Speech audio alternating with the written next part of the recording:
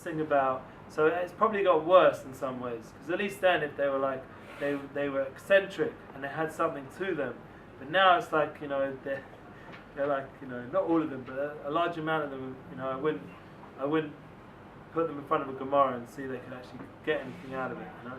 So what we have to like realize is that we're in a very low state in the music world, but that's why, thank God, when these guys are coming, these holy stars we're bringing here, real Jewish stars, we're going to bring people that are stars, that shine out, light. This is very important for us to be involved and be part of it, because one, we're putting the effort to bring them here, but that's not the point. The point is that you're going to get something out of it. That's what we're doing it for.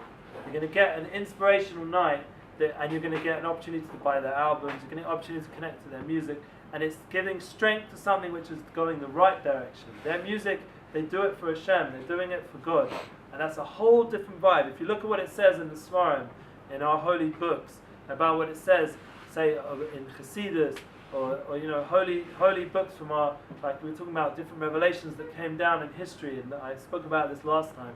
This idea, this flow of spirituality, and it talks about music. If you do music for the wrong reasons, it's a very destructive force. It says in the spiritual world. But if you do music for the right reason, it's a very powerful force, and it can pick up a lot of people to a very high positive place. So that's why, obviously, you know, like you see the world's in such a state, because it's not generally in that direction.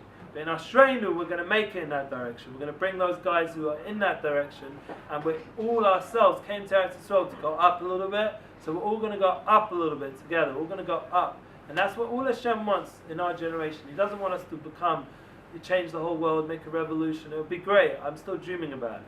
But bottom line, we, amongst ourselves, amongst our own inner worlds, our own Jewish souls, we can like connect to some spiritual Jewish music. That's what we're going to try and do, guys. It's going to be the mystic hour, and I see the spirituality, the soul within the music, and that's something which we haven't seen out there. And you have to think about it. You can't just, you know, it's not just easy money, you know, easy go. It's something you have to start think about a little bit. Prepare yourself. Think about the music. It's Hanukkah. It's Purim. These are special times. The rabbis gave us these times to take away from the darkness of the winter and bring us some light in such times. They specifically, these are the holidays, like we learned today, the rabbis, the rabbinic holidays, and not the Torah holidays, which just naturally have a tremendous light, like Pesach and Sukkot and Rosh Hashanah. Everyone knows about it. But Hanukkah Purim is going into the world and making it spiritual. You see a menorah everywhere. You see Hanukkah is bringing down the light to the lowest places. You see Purim is about picking up the food and drink and having a good party, but it's really spiritual. You see the politics of the world, it's really spiritual. You start to see everything has spirituality to it. So those holidays are perfect times to bring such big lights to our program and to get into it. To allow yourself to, your heart to open a little bit. It's a very important thing to know that Hashem wants your heart more than anything. And that's a very big thing that music does. It has ability, Pesach Salev. I spent a lot of time hanging around very holy Jews, personally. Even though, like, you know, if you know my stories a little bit, I grew up in a very, like, the parties and the crazy stuff I experienced before I became religious. And then when I got more spiritual and went into the journey, I really looked for those souls who were very in touch with music and very in touch with connecting the music to prayer and music to Shabbat and to all the different times, the times of the year that should be spiritual. Where I pray right now, they're the beautiful singers. And it's really like a powerful experience to connect to music and a spiritual like group where they know how to sing and they have a beautiful history of all the nigunim from different righteous people. You know, with Yosef Kadoni, you're going to see when he comes Hanukkah, he's going to sing a lot of songs that come from very holy sources, from holy rabbis. But he has a way of presenting it. It doesn't matter how cool a guy is, he can get into it. Yeah. So that's a powerful tool he has.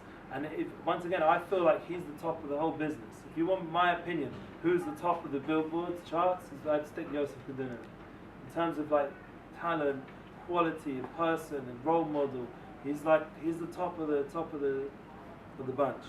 So, and we can't even call him when he's there. It's not even a bunch anymore. It's a whole different picture.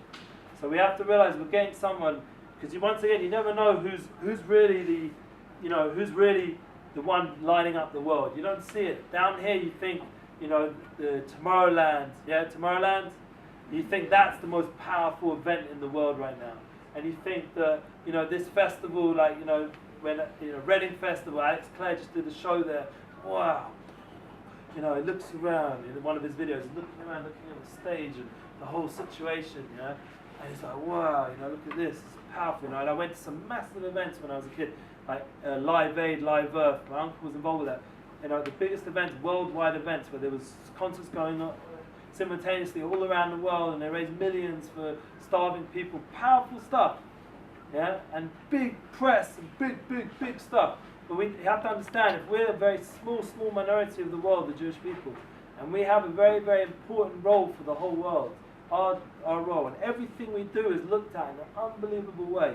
Like it affects all the worlds, this world, all the higher worlds, all our ancestors, everything that was and everything that will be. We have that power, just each one of us here.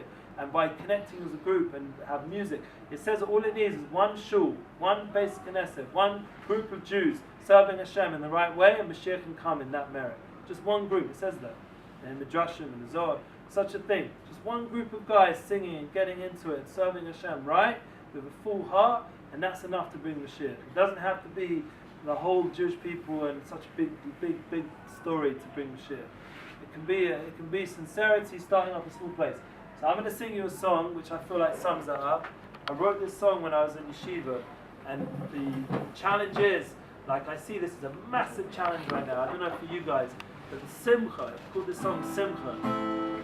This idea of happiness, of connecting into the light and the happiness that brings, being able to turn around the darkness in our own lives, emotional darkness, and the troubles we have in our own life. I'm going to sing this song. It's called Simcha, and I was struggling myself when I was in yeshiva, your age, a little bit older maybe, and I was having trouble. Like there's a whole world out there, and I'm sitting in this place in Jerusalem, and it's like seems to be so confusing what's going on out there. How am I gonna tap into this? So I play this song that I wrote at that time to give me the encouragement myself. And once I get the encouragement myself, then I can share it with others. And I think you'll hear in the song all the things I'm trying to say.